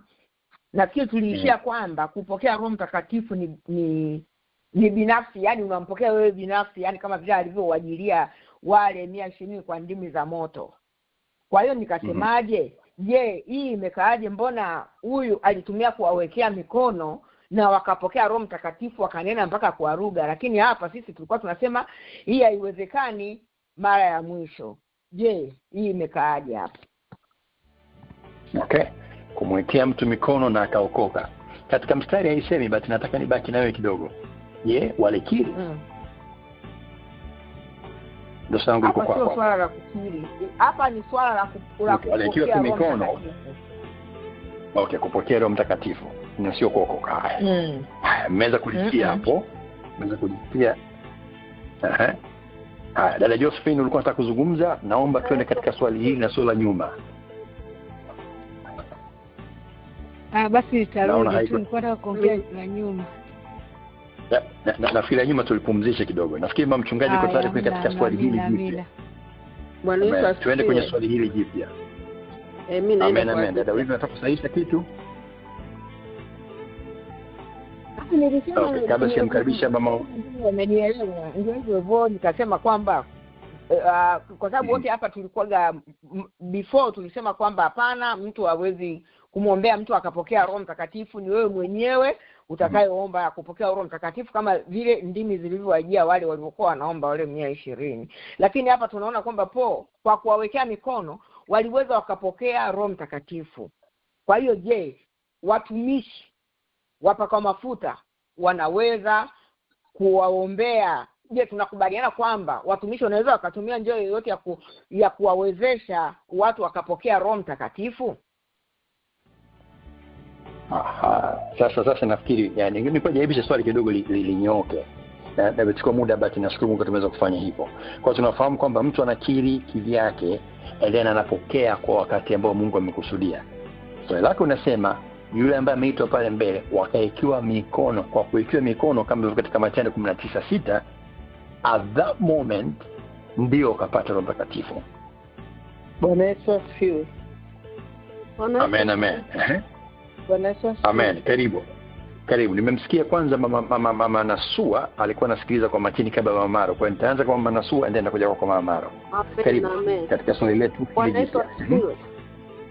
Amen. Kwenye swala la kujazwa Roho Mtakatifu, kwanza mtu utofautishe kunena kwa lugha na kujazwa Roho Mtakatifu, ni vitu viwili tofauti. Kujazwa kupokea Roho Mtakatifu na kunena kwa lugha ni vitu viwili tofauti. Kuna mtu amepokea Roho Mtakatifu, amejazwa na Roho Mtakatifu, haneni kwa lugha. Kwa hiyo kunena kwa lugha ni kama karama tu, kama karama nyingine yoyote, na kutafsiri kwa lugha ni karama za Roho Mtakatifu.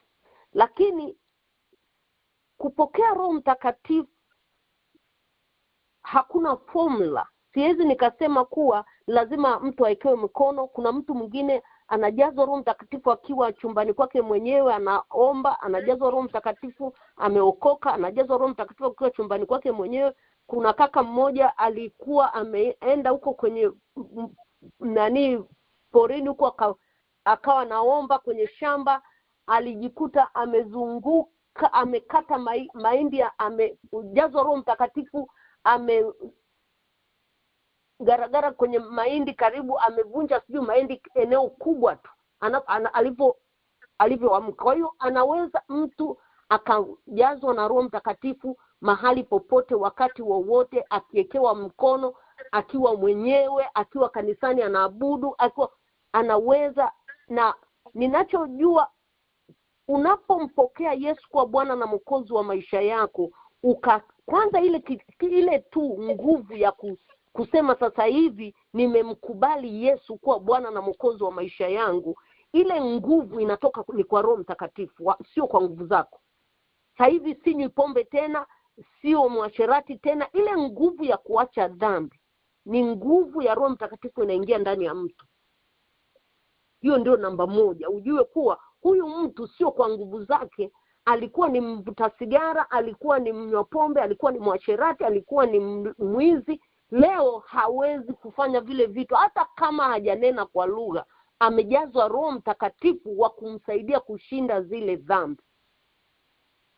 Kwa hiyo tusichanganye kunena kwa lugha na kujazwa Roho Mtakatifu. Ni vitu viwili tofauti. Mungu watumishi wanawaekea watu mikono, wananena kuwajaza Roho Mtakatifu. Wengine wanajaza Roho Mtakatifu na kunena kwa lugha hapo hapo. Wengine wanajazwa Roho Mtakatifu hawaneni kwa lugha. Huo ndio mchango wangu. Asante sana. Sasa nakuja kwa Mama Maro. Mmoja swali Olivia. Nakusikia. Anasema hivi, ile Matendo ya Mitume 19:6, na Paulo alipokwisha kuweka mikono juu yao, Roho Mtakatifu akaja juu yao, wakaanza kunena kwa lugha na kutabiri. Kitu ambacho kimenituma, yani ambacho kilini ambacho ni kikote hapa, kwa sababu mara ya mwisho tulivyokuwa tumejadili hapa tukachangia michango yetu, ilionekana kwamba yani mtu hawezi kumwombea mtu akapokea Roho Mtakatifu. Ndicho tulikomalizia katika mafundisho ambayo tulikuwepo mwaka jana, unaona. Lakini sasa baada ya kuona kwamba kumbe Paul aliweza kuweka mikono juu yao aliokuwa anawahudumia, Roho Mtakatifu akaja juu yao, na baada ya kuja juu yao wakaanza kunena. Ndio sasa najaribu kurudi nyuma kukumbusha kwamba sasa hapa hii imekaaje. Wote hapa tulisema kwamba ni binafsi mtu unamuomba Mungu, lakini kumbe huyu anaweza, yani aliweza kuombea wakapata huyo Roho Mtakatifu. Kwa hiyo kumbe, je, mtumishi anaweza akatumia njia yoyote mpaka wa mafuta ya kumuombea mtu akapokea Roho Mtakatifu? Tunakubaliana katika hilo au kuna mtu anayesema hapana? Tukisimama na watumishi wengi wanawawekea watu, wanawaombea watu kujazwa Roho Mtakatifu, watumishi wengi. Na hiyo ni kitu kipo na ni neno la Mungu. Jinsi kama unavyosema hapo, Paulo aliwaekea mikono watu. Hata nimeona mtumishi Mwakasege mara nyingi mke wake anaombea watu kujazwa kwa Roho Mtakatifu na kunena kwa lugha. Hiyo ipo, sidhani kama kuna tatizo. Mimi sioni kama ni tatizo, ila kuna njia mbalimbali tu za kujazwa Roho Mtakatifu. Sio lazima mtumishi akuwekee mikono, unaweza ukajazwa pia mwenyewe uko kwako, unaweza ukajaza. Lakini watumishi wengi wanawaombea watu kujazwa Roho Mtakatifu. Amen. Asante. Sasa mama yangu pale Wich alikuwa mvumilivu kabisa, na kushukuru. Mama Maro, umeweza kusikia ufafanuzi wa swali, tuanzie pale. Ya, mimi siko kimbali na mama mtumishi. Ni kweli kujazwa Roho Mtakatifu hakuna formula. Mtumishi anaweza akakuwekea mkono, mtumishi anaweza akawa anahubiri in between kwenye kuhubiri, kwa sababu ya lile neno linakuwa na nguvu, alafu linakuwa na anointing, mtu akapokea impact. Tegemea. Na unaweza ukawa unasoma neno la Mungu. Most of time ukisoma neno la Mungu, saa nyingine unasikia Roho Mtakatifu anakujia, and then unaendelea kujazwa. Sababu kujazwa sio siku moja tunavyojaza na ukanena, unaendelea kujazwa. Kwa hiyo nasema ndio, mtumishi anaweza akakuombea ukajazwa Roho Mtakatifu, anaweza akakuwekea mkono kwa kadri ambavyo Mungu anamuongoza wakati akiwa anahudumu. Na imetokea mara nyingi sana, especially tunapokuwa kwenye huduma za mikutano seminars, watu wamepokea kwa njia hiyo, wengi mno. Unaweza ukavuta simu, unaongea, ukamwombea mtu kama ndani yake ana kiu, anavuta huko. Kuna mwingine alivuta kwenye simu mpaka akashindwa hata nisikia testimony ya kwa mtumishi Nasua wakati fulani akiwa anasema hicho kitu. Kwa hiyo inategemea pia na yule anayetaka pia ana kiu kiasi gani. Kwa hiyo huwa hakuna formula ya kusema lazima iwe hivi, lazima iwe hivi. No, tegemea na kiu iliyoko ndani ya mtu, na Roho Mtakatifu anapokuja anaenda kwa yule anayetaka kumpokea mpata. Amen. Sana katika hilo. Karibu sema kuna mtu mwenye wazo tofauti katika hili. Alama nyota namba 6 kutoka katika mute jina la kwanza pale ulipo. Tabisha kwa dakika Wote mbili. wamejibu vizuri sana sana. Amen. Asante sana kwa acknowledgement hiyo. Sasa nalazimika kwenda New Jersey. Tulikuwa tumejipaki vizuri kabisa na maswali mawili. Tutaanza kupambanua moja kwanza. Hili ni lile la mtu kutubu kwa niaba ya mtu mwingine na yule ambaye ametubiwa, labda nikitumia neno hilo, si kama ni Kiswahili, ambaye hajakubali kutubu, hajamwamini Yesu kani Bwana na anything. Then kwa sababu jirani ama mama, baba, mke ametubu kwa niaba, then swali nasema kwamba huyu mtu vipendeza kiingia kwa kwenye ufalme wa mbingu. Dada yangu Olivia, umesikia maswali majibu na machangio kadha wa kadha. Tumekusogeza mahala ama umebaki pale pale kwenye tope? Namshukuru Mwenyezi Mungu kwa wote tuliochangia, haijalishi mtu kachangiaje. Najua kila mtu anaongozwa na Roho Mtakatifu katika machangizo haya. Mungu awabariki sana sana sana. Lakini mimi nitaendelea kuamini kwamba kila mtu anatakiwa atubu kama mafundisho ambayo yamesema yeye mwenyewe atubu ili aweze kwenda mbinguni. Ila kama utatubu kwa ajili yake na ukamwezesha yeye mwenyewe akiwa bado yuko hapa duniani, akabadilika yeye mwenyewe, akampokea Bwana Yesu kama Bwana na Mwokozi wa maisha yake na kukiri yeye mwenyewe, hiyo lazima na yeye atakuwa anaenda, kwa sababu kakiri mwenyewe. Maana ni kila muaminie. Nilivyosimama na ule John ngapi ile 16:3, kila muaminie, na ile mistari ya Bibi Favor aliyoiongeza pale. Kwa hiyo nitaendelea kusimama hapo. Alafu pia ili swali la pili, nawashukuru mno, mmejibu vizuri sana kabisa. Mungu awabariki. Tuko hapa kufundishana kabisa, yani tuko hapa kufundishana, hamna anayejua, wote tunajifunza. Mungu awabariki sana. Amen. Amen. Asante sana kwa agano hilo. Nachukulia kwamba umeweza kupokea kile ambacho tumeweza kukipata na kuna hatua imesogezwa kwenda mbele. Nao ninatambua fika kwamba dakika 2. Natambua hilo. Dada Josephine, kuna kipindi kama ulikuwa na nyongeza swali leo. Bwana Yesu asifiwe. Amen. Nitakuja kusali nishamwita Josephine kwa swali lake. Asante kwa kifupi kabisa. Angalia muda. Nyongeza nini usema ya swali?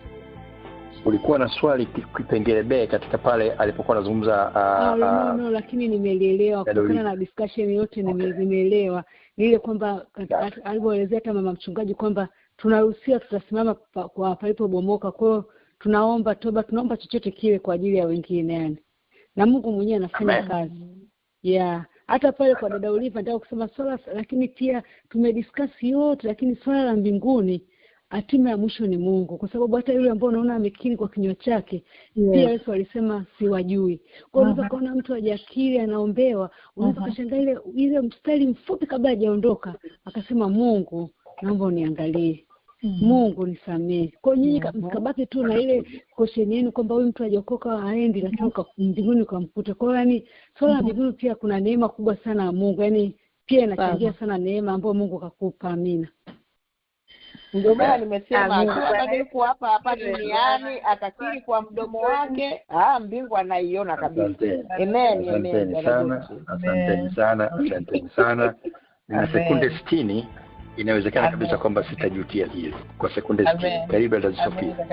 Yaani kwanza nimefurahi sana jinsi dada Josephine alivyolimalizia hilo swali. Ni neema. Tukicomplicate sana tutawaacha watu nje, lakini tukiitazama neema ya Mungu tutawaleta wengi sana kwa Yesu. Mungu akubariki dada Josephine. Mimi swali langu liko hapa. Kwa nini tunaamini ya kwamba tukitoa sadaka itaponya kizazi cha kwanza, cha pili, cha tatu mpaka cha 4, na tunasimama na hilo na tunakimbia nalo na tunakwenda nalo, lakini kwenye salvation hatutaki kuamini hilo? Kwa nini? Amen. Swali la sadaka, kwa nini tunaamini kwamba tukitoa sadaka itaponya mpaka vizazi 4, lakini kwenye salvation hatuamini hilo? Nimekusoma vizuri? Nimeamini kitu hicho dada Sofia. Ndio ninao mstari. Okay. Na nafurahi kwamba atapata nafasi. Unao sasa hivi? Yes, soma Kumbukumbu la Torati. Ama muda kidogo. Kumbukumbu la Torati sura ya 5 mstari wa 9 mpaka wa 10.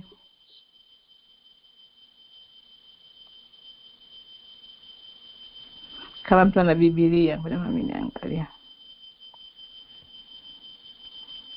Okay, nilikuwa nachukua notes hapa haraka nikafikiri kwamba kuna ambaye atakuwa amechangamkia Torati. Nafikiri amesema 5, 9 mpaka 10. Inasema okay, kuna ambaye tayari. Okay, endelea. Mimi nimepata. Usivisujudie wala kuvitumikia, kwa kuwa mimi Bwana Mungu wako ni Mungu mwenye wivu, na wapatiliza wana uovu wa baba zao hata kizazi cha 3 na cha 4 cha wanichukiao, nami na warehemu maelfu wanipendao na kuzishika amri zao. Nimechanganya mstari, ngoja.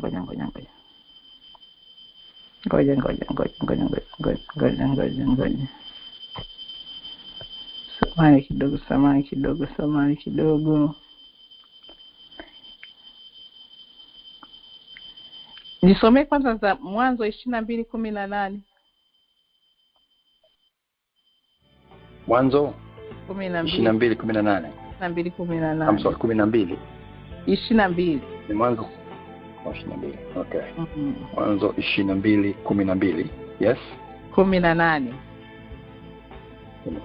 Okay, ndasoma kama andiko. Akasema, usimnyoshee kijana wako mkono wala usimtendee neno, kwa maana sasa ninajua kuwa ni 18 kajeli 22:18.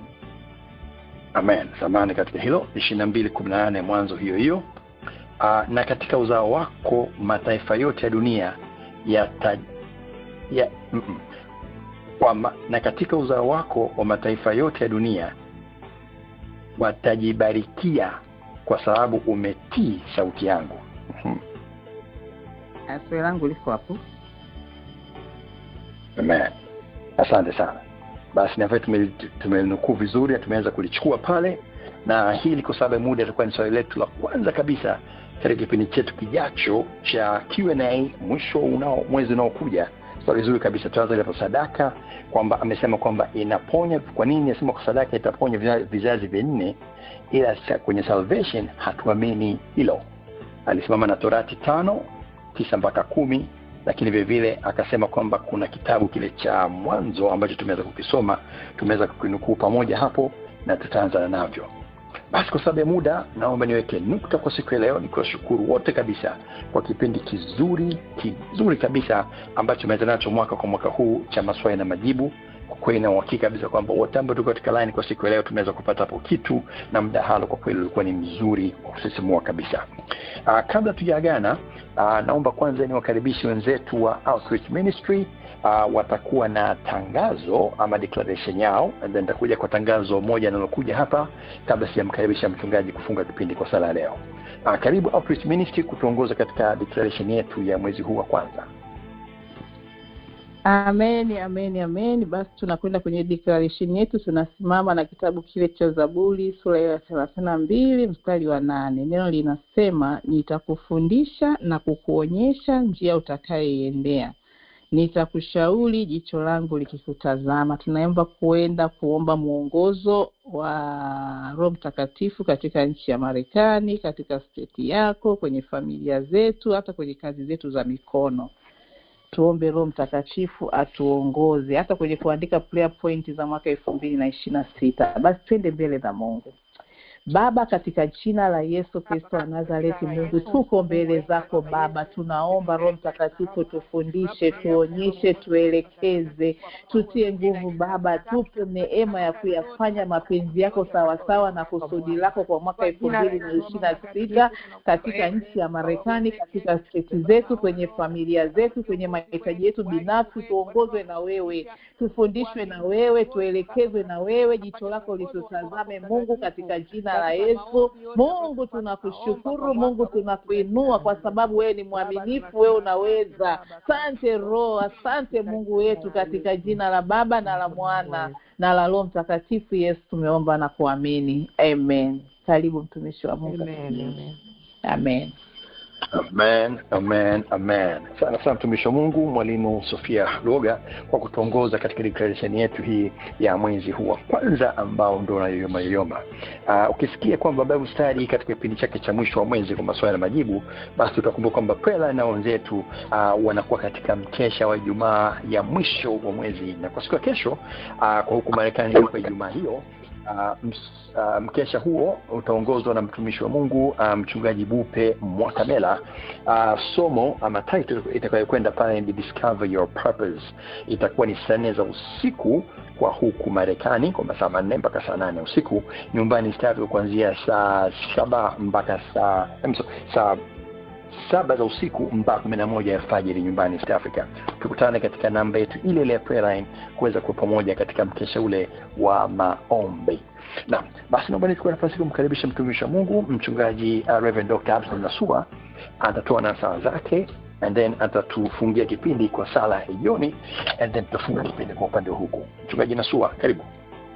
Asante sana mtumishi wa Mungu. Nichukue nafasi hii kulishukuru dawati zima la Bible Study chini ya Priska Mganchana, Jerry Mkoni, Hilda Biambato, Jimmy Msemo na Alan kwa kazi kubwa na nzuri mnaifanya, na Mungu awabariki sana sana. Amen. Amen. Amen. Amen. Ili nichukue nafasi hii kuwashukuru watu wote kabisa waliouliza maswali na waliochangia kujibu. Mungu awabariki sana sana kwa maswali yenu mazuri na kwa majibu mazuri ambayo yameweza kutoka siku ya leo. Mungu awabariki sana.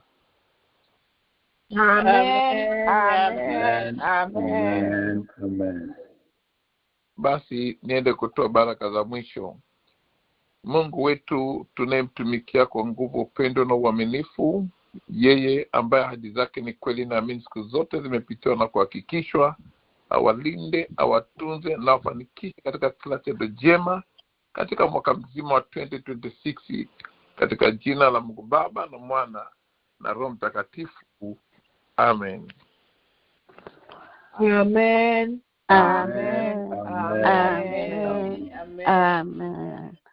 Hallelujah. Nakishukuru sana mtumishi wa Mungu mchungaji kiongozi wa makanisa moja Reverend Dr. Absalom Nasua kwa nasaha zako na kutulisha kipindi kwa sala ya jioni. Dawati nachukua nafasi kuwashukuru wote kabisa ambao tumeweza kuwa pamoja mwanzo mpaka mwisho, ikiwa ni Alhamisi ya mwisho wa Januari ambayo ni kipindi chetu cha kwanza cha maswali na majibu mwanzo mpaka mwisho. Nianze kwa kutambua na kuwashukuru wote ambao walipata nafasi katika kipindi hiki. Katika dakika 90 hizi tuweza kupokea na kujadili kwa kirefu kabisa maswali matatu na moja tukiwa tumeleka kapuni kwa wiki inayofuata. Tuliweza kupata midahalo 17 ambayo ilitoka kwa mchungaji Mangesho kwa michangizo yake mawili, dada Messi pale Connecticut kwa changizo moja, mama mchungaji Esther Nasua kwa machangizo 4 kwa siku ya leo, dada Josephine kutoka pale Houston kwa machangizo mawili, mama Maro machangizo 3, Bifeo machangizo 3, brother Allen wa Houston machangizo 3, mwalimu Sofia kwa machangizo 2 na swali moja, pamoja na mtumishi Mungu mwalimu Olivia Andrews kwa maswali ama machangizo 2 kwa siku ya leo. Niwashukuru wote kabisa ambao tumeweza kwa pamoja kwa siku ya leo. Kuna baadhi ya watumishi ambao wanaona wamesha log out kabla sijawanukuu vizuri, lakini unaweza kumsikia mchungaji Reverend Dr. Absalom Nasua, namuona Minister Jessica Kataria katika line, namuona vile vile mchungaji Mangesho alikuwepo, mwalimu Olivia Andrews alikuwepo, mwalimu Sofia Luoga naye namuona kwenye line alikuwepo, na wengine wawili mchungaji kutoka Tanzania jina basi siweza kumkamata vizuri kabla hajaondoka. Bado tunashukuru wote katika hilo. Naam, kuisha kipindi hiki ni mwezi wa vipindi vingine vinavyojia kwa sana makanisa moja. Kumbuka basi tutakuwa tena hewani wiki ijayo kwa somo jipya kabisa. Kama unatega masikio, somo ambalo tutaingia nalo kwa vipengele vitatu ni somo lile la kuna mtu ibidi ni mute hapo. Somo jipya tutakaloanza nao wiki ijayo na litakwenda kwa wiki 3 ni somo la ambalo mlikuwa mmeliomba lifundishwe kwa mwaka huu, na hilo litakuwa ni somo la wajane pamoja na wajane. Tutaweza kujifunza kuhusu mabadiliko na changamoto za kuondokewa na mwezi. Tutapata nafasi ya kujifunza kuhusu nuru ya Biblia, kuhusu wajane na wagane. Napata nafasi ya kujifunza vile kuhusu safari ya uponyaji katika familia, katika jamii na katika kanisa. Tutakuwa na mtumishi wa Mungu Dr. Enoch Mliuka kutoka kule Tanzania. Dr. Enoch Mliuka tulikuwa naye mwaka jana katika somo lingine moja zuri kabisa, basi tutakuwa naye tumo baadaye. Tafadhali kuwa shemasi, karibisha na wengi zaidi. Wajane tunamjua kwamba ni mama ambaye ameondokewa na mume, kwa inamaanisha kwamba basi mgane ni baba ambaye ameondokewa na mkewe. Tukutane wiki ijayo katika somo hilo jipya katika yale ambayo mmeweza kuyaomba. Na kwa niaba basi ya dawati zima la Umoja Church Bible Study, da Priska Mungai Mshana, dada Hilda Biabato Kari, brother Jim Msemo, brother Allen Mfuru, naitwa Jerry Mkonye. Tunatakiwa amani ya Bwana. Tukutane tena wiki ijayo. Kumbuka basi prayer line itakuwa hewani kama kawaida asubuhi katika namba ile la prayer line, na kumbuka basi ule mkesha wa kumaliza mwezi wa Januari jioni muda na wakati kama huu. Amani ya Bwana, usiku mwema, alfajiri njema kutokana na majira na masaa ya pale ulipo. Amen. Amen, amen, amen.